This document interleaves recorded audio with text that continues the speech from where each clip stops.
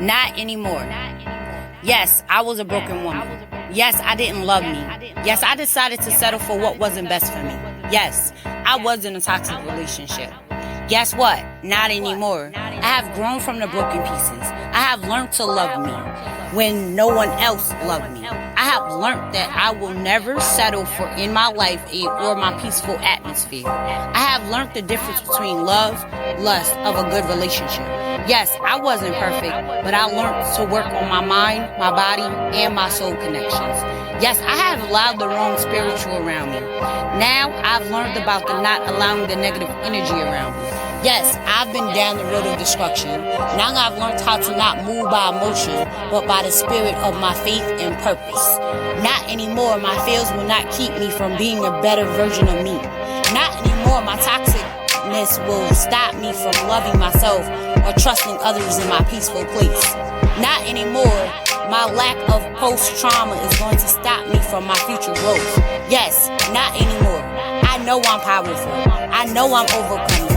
I know I'm a positive. I know I'm loved. And yes, not anymore. I'm dope. Dedicated to other people's empowerment. I love my dopeness and so should you.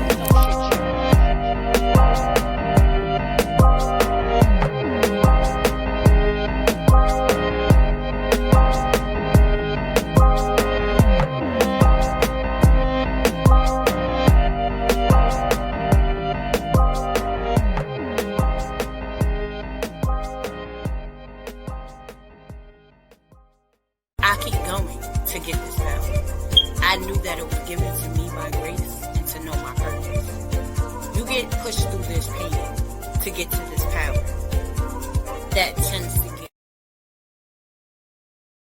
up my intro because it's acting up. So Oh, we gonna let the devil stop trying to do what it's doing I today. know. It's Right. okay. It's doing a lot. But hello, thank you for tuning into the Power in This Voice. We've had a little technical difficulty with my intro. Sorry. You know how life like to work and do what it does. But I like to thank you for being on the Power in Your Voice today. Can you tell the people who you are and where you from? Yes, my name is NurJehan Al-Haqq, and I am from Clarksville, Tennessee.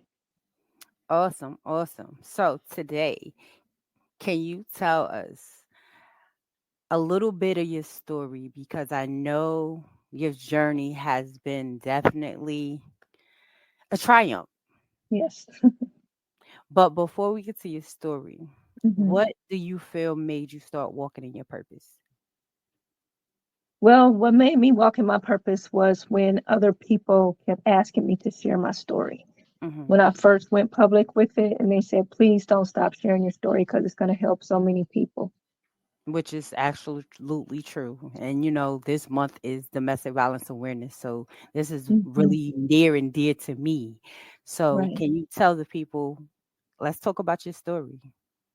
Okay. So my story begins where I was actually in an abusive relationship. I didn't even really realize that it was abusive because it was so subtle, but it was back in 93 when I was dating my son's father before he was my son's father. But I was 18, he was 20.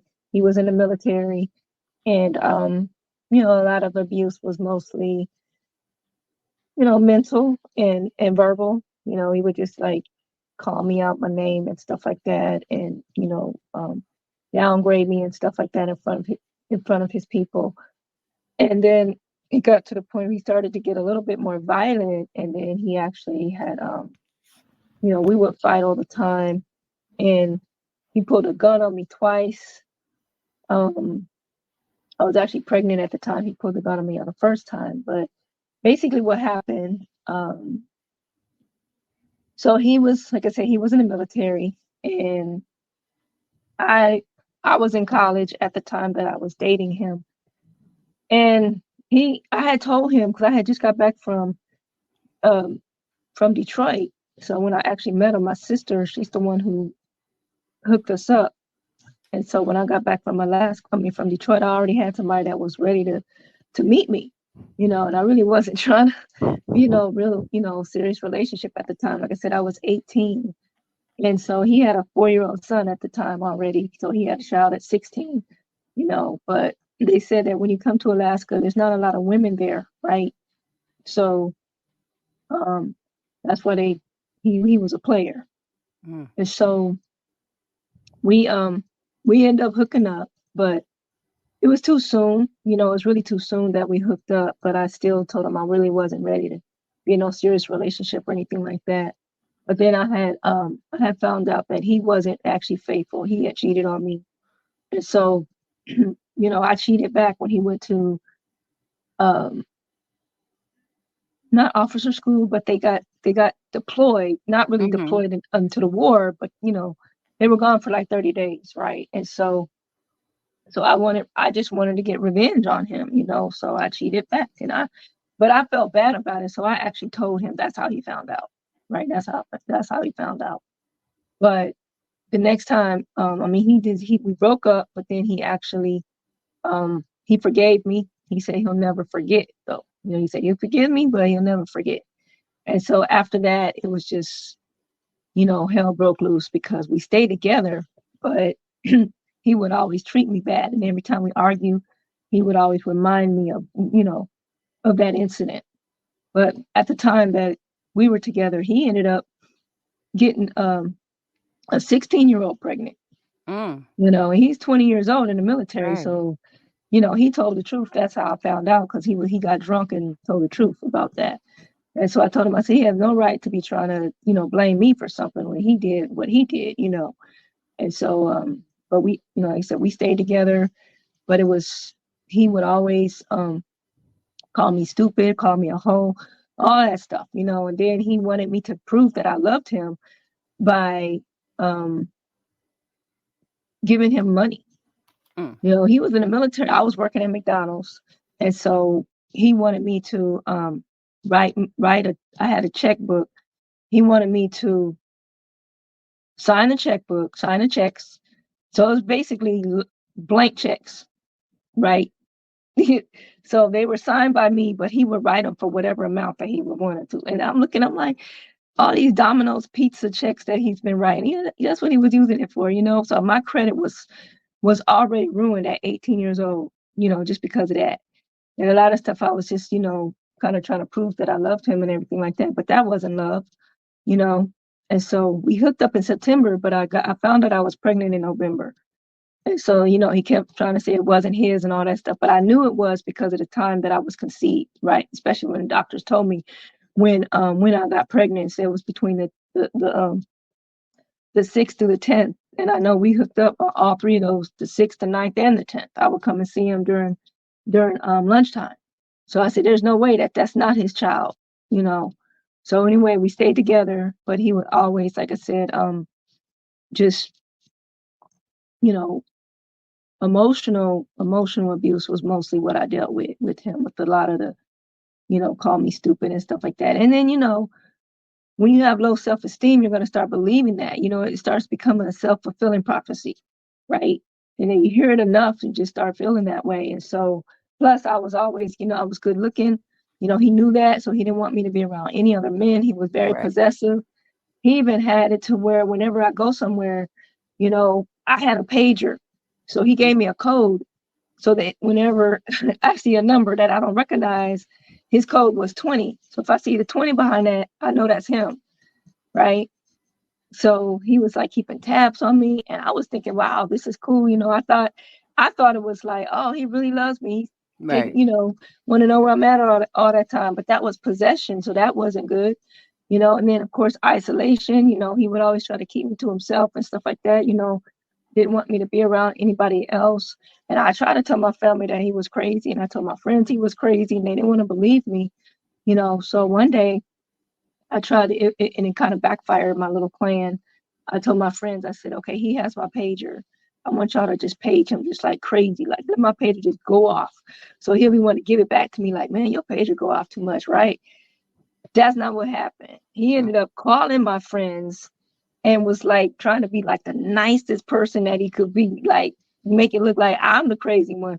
Mhm. I said, no, he's doing that, that's so they had believed him more than they believed me. And I was just like, Wow. oh my gosh. So yeah, my little plan didn't work out, So I thought that was pretty bad. But the thing is too, he has also um he wanted to pimp me out one day, talking about, he said, "You're good at sex, you should get paid for it." I was Wow. like, say what? Like, I'm not about to do that. Right. But these are just the things that he would say to me, just like, crazy stuff out of nowhere. And so, but he wanted to make sure. The thing that I did like about him is that he cared about my education, right? Because when I first met him, I was in college, and sometimes I would want to skip class to come and see him. He was like, "No, you go to school first, and then you see me after class and all that stuff." So he did make sure that I stayed, kept with my education and everything. So this was 93, and my son was born July 23rd, 1994. And then he ended up getting not deployed, but he ended up PCSing. So this was Alaska. So it was Fairbanks, Alaska, which was actually Fort Wainwright was the base. PCS is permanent change of station. In case people don't know that, a military term is when they leave a certain base and then they go to another one, right? So then he ended up getting transferred to Fort Campbell, Kentucky, which is where I'm at right now for Clarksville, Tennessee. Right. So after my son was born and he was 1 and everything like that, we got the blood test. He was 99.58% his son. So then he wanted to be get more acquainted with them and everything like that. So then when he left, I left Alaska to come and be with him. Right. Well, I thought we were going to be a family and everything like that, but that didn't happen. And I should have left. I should have stayed because I was safe. Like I said, he had pulled a gun on me once, and then he put a gun on me twice. So after that, it's like I didn't know what he was going to do, because if a person pulls a gun on you, but then they don't pull the trigger, you don't know what they're going to do next time they pull that gun on you. Right. So it's like whatever he said to do, I just did, But like I said, I don't know why I left Alaska. I could have stayed there, but another reason that I left is because I had found out I had another sister, and she lived in Knoxville. We wanted to, get to know each other. So I left really to stay with her and everything. But the damage really took place. So I'm just going to kind of fast forward. So he ended up tricking me into giving him custody of my son. Okay. And so this happened, I want to say in 1996. And so, yeah, because he said that, he wanted joint custody, but we didn't have joint custody because we weren't married. So they said, well, we can't do joint custody because you're not married, but we do have temporary custody, which is going to be, just until he's 18, he will have temporary custody. But then through those years, you can switch it back. Like after 3 months, if I want custody back, it'll go back to me. 3 months, go back to him, and all that. That's how it was supposed to be, right? And they said, but if he decides to do it, then it'll be a fight. And he said, I'm not going to do that to you. So he lied, pretty much. He lied about not, doing that. Right. And he ended up keeping custody and stuff like that. So I really didn't get to see my son throughout the years that he was growing up. But then I moved to Nashville with my other sister, and then he was getting ready to go to officer school for like 30 days. So he wanted to see me, and plus I wanted to see my son. So he came and got me one day. And this was October 18, 1997. So this is where the actual damage took place on the next morning. So October 19th is where everything took a turn, where I forgot to tell you, my name, NurJehan Al-Haqq, is actually Arabic for Nur, it's light of the world, servant of the true. But in 96, I had went to church with his mom. She invited me to go. And then I had actually gave my life to the Lord. So then I went from, being a Muslim to Christianity. And so then, I started living for the Lord and all that stuff. But then that day, he wanted to get ready to go to church, and I wanted to go. He said, "Whose church?" I said, "Your church." He said, "No, you can't go because you're here with me. My mom's going to know that you stayed the night, and she don't like that being in the house, you're not married and all that stuff, So, so I was like, okay. So he said, "Well, I can take you to the Greyhound station and you make it look like you came on a Greyhound or whatever, And so I was getting ready to go get dressed, and then I heard a voice. And then he started, my son started acting up. And I was like, why is he crying like that? But he was screaming. And I heard a voice go back there and said, go back in there with your son. So I was like, all right. So when I went back in the room, I saw him up against the wall holding my son. He had his hand up, then he had his knee in his back. I'm like, what are you doing? I said, what are you doing to my child? He was like, I'm not doing nothing. I said, why is he screaming like that? He said, ain't nothing wrong with him. He just acting like this because his mama's here. I said, okay, well, what is he doing? What are you doing when I'm not here? Right? Because he said, are you accusing me of abusing him? I said, well, that's what it looks like. So he got in my face. Oh, I told you about trying to accuse me of abusing my son, poking his finger like this, right? So I'm like, you're violating my space right now when you're in my, you're doing that. So I, got him out my face, and then I kind of shoved him on the side of his head. So he retaliated, and he got back up, and then he kind of put me in a, hold like this, right? Had my arms, his arms under me. So we're struggling, I'm trying to get out of it, the whole situation. And then we slipped on the blanket. And so while we're on that blanket, that's when the whole damage really took place. Because this is the point where now he had full control. And so he was choking me, right? I was telling him, I said, I can't breathe. I can't breathe. And he just kept pushing harder and harder, with his pressure instead of letting go. He was like, I told you not to hit me. And I'm like, I'm sorry. I'm sorry. I'm telling him I'm sorry for hitting him and everything, right? And so then instead of him letting go, he did the ultimate trail, and and I hurt my neck crack. And then I was out, like my lights were out. I was just like, I know I didn't just come here and die. That's what I'm saying to myself, because all I saw was gray. And I don't know how long I was out, right? Then next thing you know, I'm back. I was just like, what happened? It was just, I didn't know where I was. I said, where, I was in shock because I was still here, right? But everything was quiet, and then he rolled me over. Nur, are you okay? And so I was like, what happened? And I don't know, but I was like, I can't feel my legs. And so at that point, he panicked. Well, he said he panicked. I don't know, but I was trying to tell him, I said, I can't feel my legs. What's wrong with me? And all this stuff, right? And then he was like, I don't know. And so then I feel, my neck is all wobbly and everything like this, but I was hot. So he kept trying to bring me like ice and stuff, trying to nurse me back to health himself.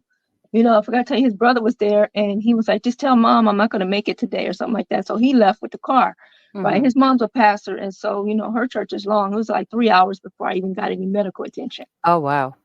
Yeah. So he made the paralysis worse by trying to nurse me back to health himself and trying to get me to move, trying to lift me up and trying to tell me, hold on to him, pull up on his neck and everything like that. I'm like, I can't do all of that, and just all kind of stupid stuff, just that the wrong stuff that he was doing, And then I said, well, I think you broke my neck. He said, your neck ain't broken, because you wouldn't be able to tell me that your neck was broken if it was broken. Right. So I'm sitting here like, yeah, you're right. So I said, what's wrong with me? And he didn't know. So like I said, he's just trying to pull me back, bring me back to health himself. And then my son, he was trying to get on me. He's like, mommy. I was like, no, son, get off of mommy right now. I'm sitting there. I could see him on me, but I couldn't even feel him. Right. I couldn't even feel him pouncing on me, but I could see him. So I was like, no, just, get over there and wait until his brother got back. And so then this is upstairs. So when his brother gets back, he said, we got to take her to the hospital. So instead of getting some help to where, I would have some stability on my neck or something, they're both taking me down these steps. So he had one half of me and his brother had the other half of me, right? And so my neck is sitting there doing like this, like a bobblehead, going down them steps because there was no stability. So then, he laid me in the car with the seat all the way back. And then, of course, he apologized. He said he was sorry. We prayed and everything in the room. But then he told me to let them know that I was. He came up with a story. Well, actually, I was telling him. I said, well, he's like, I don't want to go to jail. Jail is like hell, right? And I was like, well, what's more important, your career or my life? He was like, your Right. life. I said, okay, well then do something, right?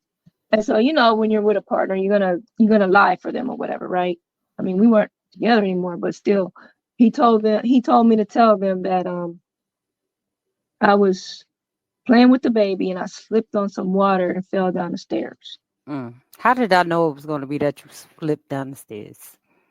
I mean, and I went with it, but they could tell. Like when I was at the doctor, they could tell by the way that my neck was fractured. It wasn't a full break; it was a fracture to the spine, C6, C7 vertebrae. Mm. But they could tell that it was from somebody's hands being put on my neck. That's why they didn't go with that story, right? And so I ended Mm. up having to wear a halo for 6 weeks, paralyzed from the chest down. I used to be right-handed, but then I had to learn everything again. Um, didn't want to. It said he didn't want to get caught. Oh, okay, yeah, that's Shannon. Okay, it's hard to see that, really small, but so yeah, I had to wear a halo for 6 weeks, which that is a miracle in itself, right? Because normally when people wear a halo, it's for 12 weeks. But for me, it was only 6 weeks. But that with that, I had to have really good peripheral vision because, unless a person was standing right in front of me, because I couldn't turn my neck left or right. So Right. that's the only way I could see you if you're looking dead in front of me, right? And so I got the 6 weeks having to wear that halo. I was in a wheelchair, had to learn how to push myself in the wheelchair and all that stuff. And also, I used to be right-handed, but because of the way that they went into my body, because they took a bone from my hip and then, to mend my neck back together, so it affected the right side of my body. So I'm kind of like a stroke patient because usually when you have a spinal cord injury, it's both sides. It's going to be Right. affected at the same time, right? But for me, it was one side, so I had to learn everything all over again with my left hand. So now I'm considered, a lefty, but it's harder now because, this is a right-handed world. Right. It's a lot of used to using my right hand to open a door. Now I have to use my left hand. And when a door doesn't open the right way, I gotta try to shift my body to get into the door with the wheelchair. And, it's a problem. So, but the miracle is that because I had got saved, and then I was being discipled. I was at a church that I had just got baptized at, and so I was in I was in a disciple class, and I was always going to that class. And so when I didn't go that day, they said, "Well, Nora never misses class." So I was able to call them and let them know what happened, and so then they ended up bringing my class to the hospital, so I didn't have to miss it. So they was in the lobby, and it was like we could still have discipleship class and everything like that. And so that was a blessing.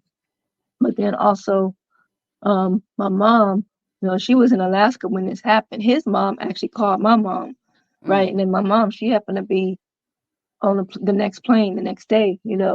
This happened on the 19th, but I had the surgery on the 21st, and so she ended up staying in my room, and then she found right across the street from the hospital, there was like a shelter or something like that she would go Mhm. to, but then she would come back in the daytime. So after losing the ability to walk, when you have a spinal cord injury, you also lose your lower extremities, right, to be able to use the bathroom, bowels and urination. And so, I had to use a catheter in order for me to, urinate. I could always feel it though. The thing is, Mhm. I always could feel the urge to go. I just couldn't push it out. And Mm. even to this day, I know when I have to go, right? I just Right. can't push it out. So do you still have to use a catheter now? I do. Okay. I do still have to use a catheter now, but that's only because um, after I had gotten, rehabilitated and, got my life together and everything like that, I was actually able to go, but it was like overactive, Okay. right? It was like, it could get triggered if I just go across when we're in a car, we would go traveling, it would. we go across a bump or something to trigger my Right. bladder, right? And so I was always wearing them, adult Depends. diapers. Right. Yes, yeah, the Depends, yeah. And then I happened to find out one day that it wasn't overactive bladder, it was actually retention. It was like a balloon Mm, that will never deflate. That's what got my bladder was doing, because even though I just went, there was always still some urine there. something in there. Right. Right.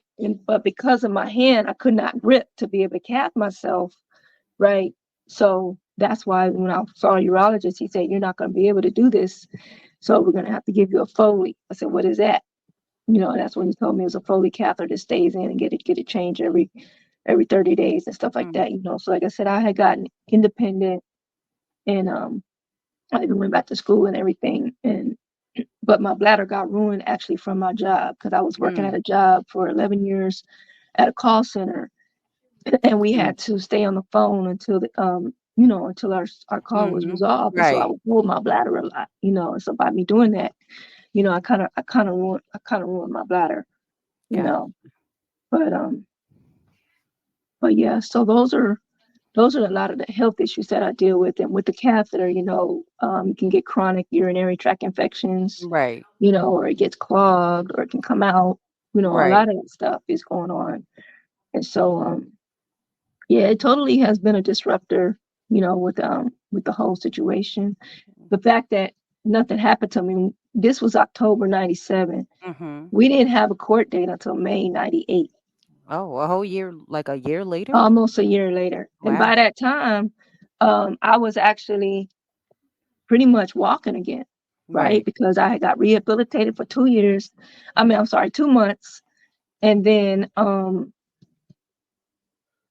me and my mom, we found a place to stay in Smyrna. And then I was going to rehab, so I learned occupational and physical therapy.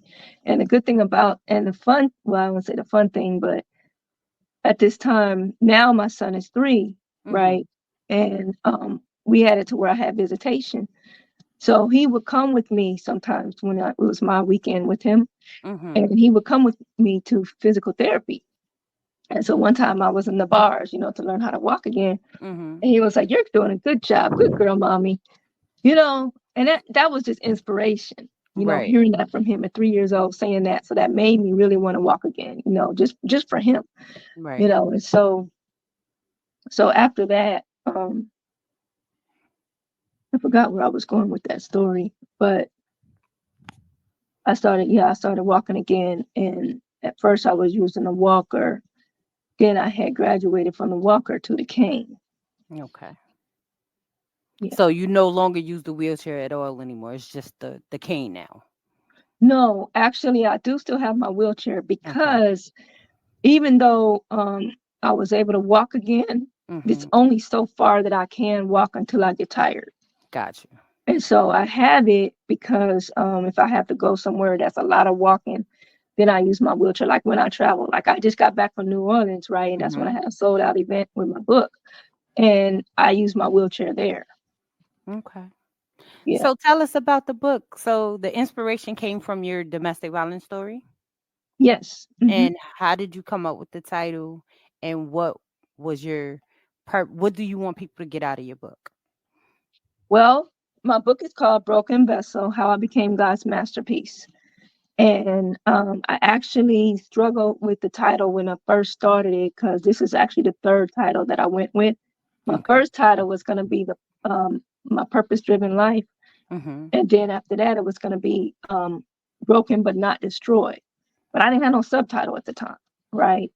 And so how I ended up writing the book, I was with Ava Eagle Brown. She's a book writing coach, Mhm. and she was telling us, just throw up on the paper.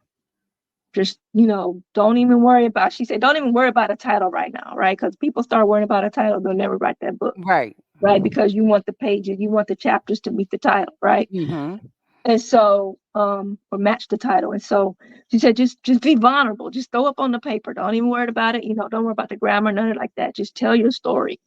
And so that's what I did. And so, I started on it in 2016, and me and my family, we went to Hatteras Island for the summer. little summer vacation. And while everybody else was out doing their little vacation and stuff like that, I had my notebook and I was writing. And my cousin's like, "What you doing over there, Nora?" I said, I'm writing my book." And they're like, "You're writing a book?" I'm like, "Yeah." So I wanted to continue writing it. And so then I got to the point where it got too much for me to write. And so I found my hands started getting tired, is what I'm saying. So I found a little app. I just Googled an app, how you can transcribe it. And so I spoke the rest of my book. So I have 9 chapters. So the last 2 chapters I actually spoke into it. And then I just, once I was done, I looked it up on Microsoft Word, pulled it up, and then fixed all the grammar and everything like that. Right. And so I finished it actually around midnight of 2017. So I normally would go to watch night service, but this time I didn't. I stayed at home because I said, I want to finish this book, right? And so I prayed in the new year by myself, and then I finished it in 2017, like right at midnight. And so I've been sitting on it. I've really been sitting on my book for 6 years. But there was some different publishing companies that I had gone through that I was thinking about using, and they were too expensive. Like they were way up there, they're like, "But you want to be able to get into Barnes and Nobles and Books a Millions and all these big top names and all that stuff, right?" I'm like, "Yeah, but I ain't trying to pay that type of money either." So I said, "I'll just wait." So at the time, I still had just Broken Vessel because I thought about it. It was going to be chapter 9. That was going to be my chapter's title, right? I was watching John Hagee one day, and this is how he got the concept of broken vessel. He said, when a vessel is broken and you try to put it back together, it's never going to go back to its original state, right? There's going to always be some pieces missing. And so with those missing pieces, the light is going to shine through those pieces. But if it's put back together whole again, the light can't shine through it. I was like, "Oh, that is so powerful," right? So like I said, that was going to be my chapter 9. But then as the years gone by, I went back and revised it a little bit. And then I said, well, now that I've gotten to where I'm speaking, I'm doing different speaking engagements. I'm on TV, I'm on the radio and all that stuff. So I changed chapter 9 to I'm a seed about to be planted. And so then I really changed the title to Broken Vessel for the whole title now. And then I didn't, like I said, I didn't have a subtitle yet. Right. Until I met a new writing coach, King Willie Tubbs, which is our CEO of the company I'm with, Kingdom Community, KBM, which is Kingdom Builders Movement Ministry, right? I'm a chief administrative officer there. And so, but he's the one who helped me come up with a subtitle. And so I went through him actually through Kingdom Publishing and Kingdom Anthologies actually, and got it done in October last year is when I really finally got it edited and stuff like that. And then we finally I got it published this year, actually January 28th. So I told him, I said, I've been sitting on him when I first met him. I met him 3 years ago through another entity. He was a guest speaker on a Bible study. He's the Reset Your Economy coach too. He has a book called Reset Your Economy: How to Live Your Dream Through the Economy of God in Spite of the Economy of Man. And he's also an acronomist. We both, we take words and we make acronyms out of them and stuff like that, right? So we just connected in a way. And so when I had spoke to him, he was talking about a subtitle, and then that's why I was really thinking about it. But he also helped me get it published and everything. And so, like I said, that happened in January of this year. So it is on Amazon, right? If people want to get it, but I'd rather them get it from me so that way they can get an autographed copy. And how do they connect with you to get it? So my website is NurJehanAl-Haqq.com. You just, go there, and I would see it's a form people fill out, and I would see the form with their name, their email, and their phone number. So what I'm doing right now too, I'm in the middle of revising it, because I've gotten people. This is another secret that Willie told me how to get your book to be a bestseller is by having people make, reviews about your book. So I have over like 50 people, you know, that read the chapters and stuff like Mm-hmm. that. Some of them read the whole book. I wanted them to just read one chapter, right? But they Right. couldn't put it down. So they were like, oh, I didn't know I was only supposed to read that chapter. And they read the whole book, So yeah, I'm working on a revised version of that and also on an audio book for it too. Now, is there So going to be a book too? not a book too, just a No. revised version. And then, well, I do want to do another book, but it's going to be a book of poems. We're going to And that's what I collaborate mean. Like, with, were there any yeah. more books to come? Yeah, there's going to be some more. At first, I was thinking about doing a sequel, Mm-hmm. but then he was teaching us, we're also learning how to write our book in in our classes with him, with with KBM. When you become a founder, he has a writing class that you're able to take that class for free. That's normally a $5,000 class, right?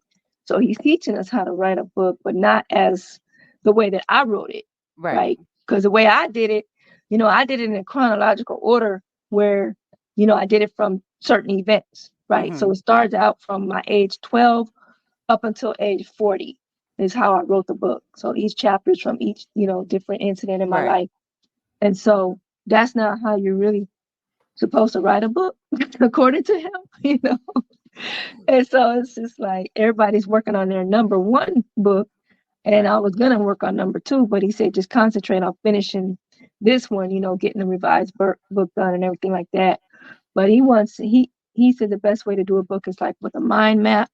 You write the things down of The what outline. inspired you. Yeah, it's kind of an outline, but it's a different way to do an outline. So he uses a Okay. mind map where you talk about the incident and what made you even write your first chapter, what Mm-hmm. the chapter is going to be about and stuff like that. And so that's a little challenging for some people, Right. but it's also going to be an investment book. So instead of us just being able to have people purchase a book from us, no, they're investing in you. So you're Right. able to have them pay every month. Like I said, wouldn't you rather a person pay $5 a month every month, to continue doing business with you versus just buying your book one time? Right. Absolutely. Yeah. So that's the stuff that he's teaching us. That's what's up. Do Yeah. you have a poem that you want to share before we go? Sure. It's called I Am Not My Past. And it's actually in my book too, but I can read it. Let's see here. Right. I'm gonna give you the full screen. Okay. All right. So it says, I am not my past. To all my haters out there, I have something to say. So you can either listen or feel free to walk away.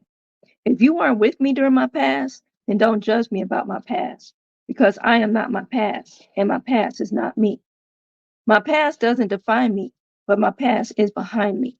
My past is a part of my destiny and it's just a purposed assignment for a strong testimony. We go through things when we let sin in our life, and that's when we're left with misery and strife. But the devil is a liar and Jesus is the truth. So I say, get thee behind me, Satan, you evil sloot tooth. I denounce you as my friend, because you lead me to nothing but sin. And when it comes to the gates of heaven, I want to make it in. And I am not my past, and my past is not me.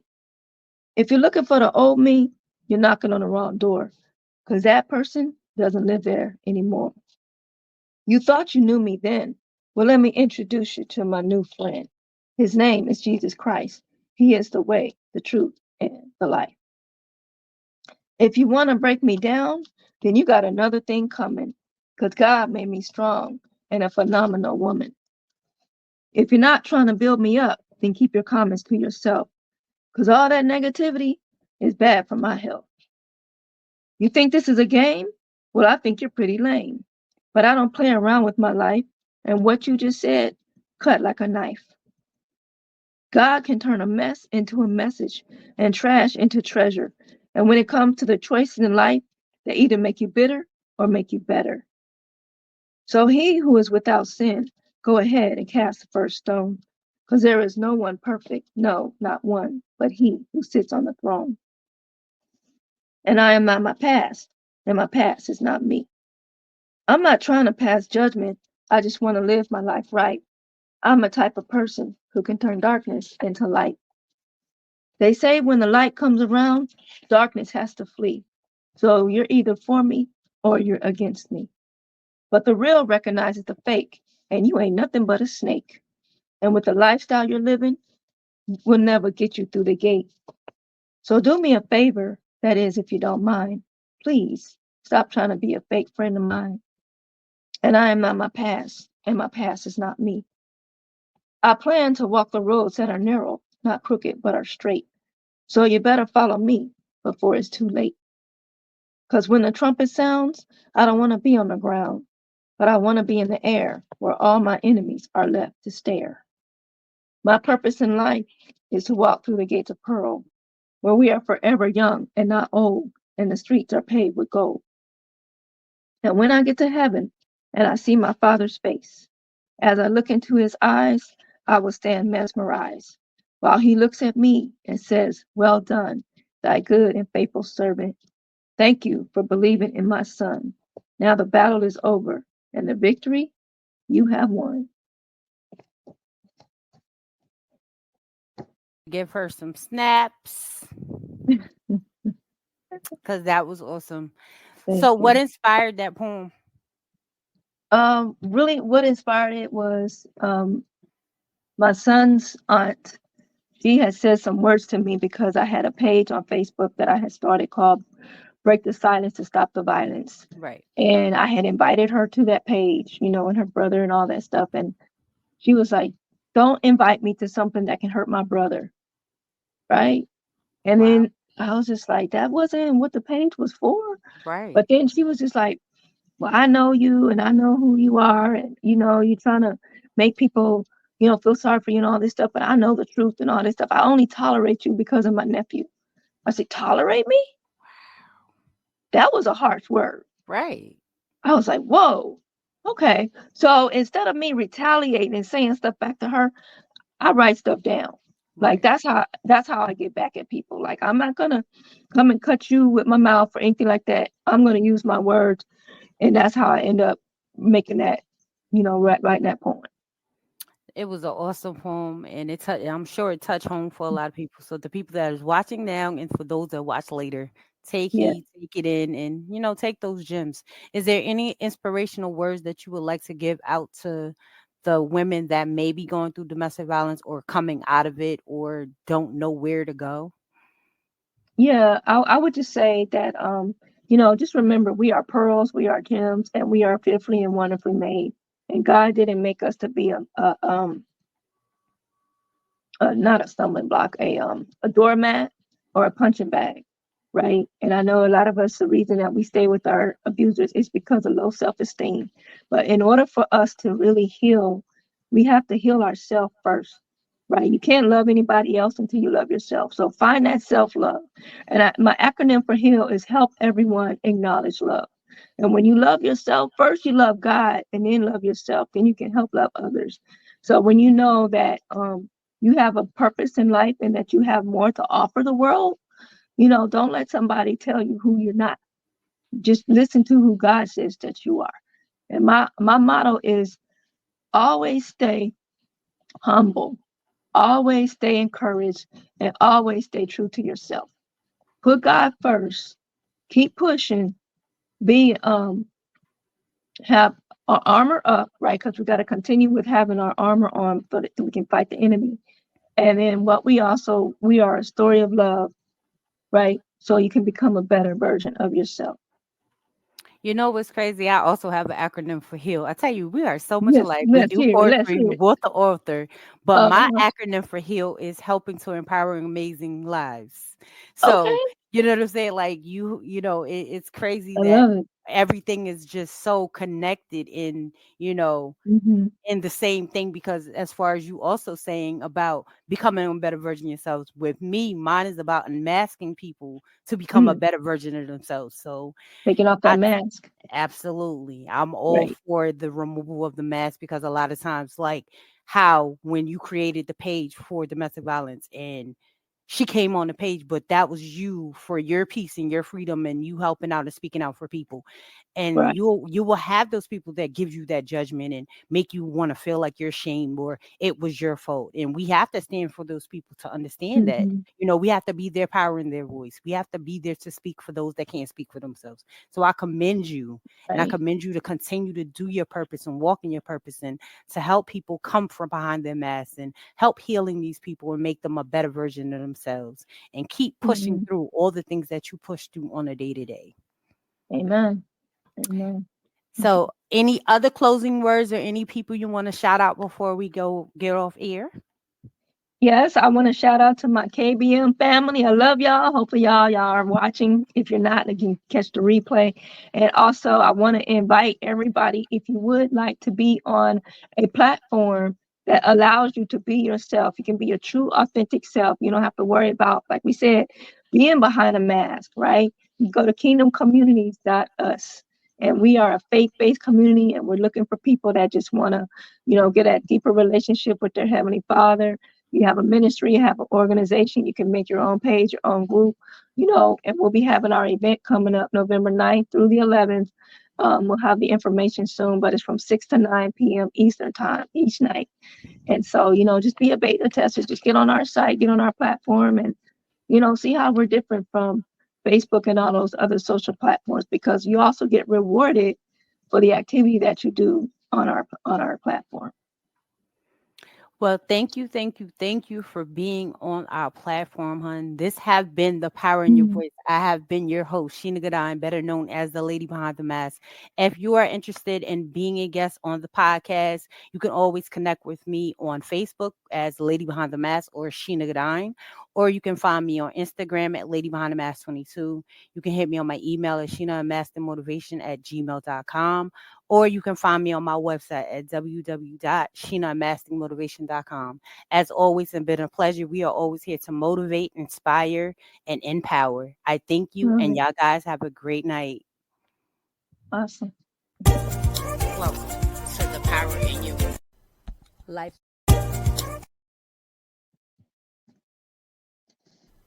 life struggles. When life tries to fight you back. Welcome to the Power in You.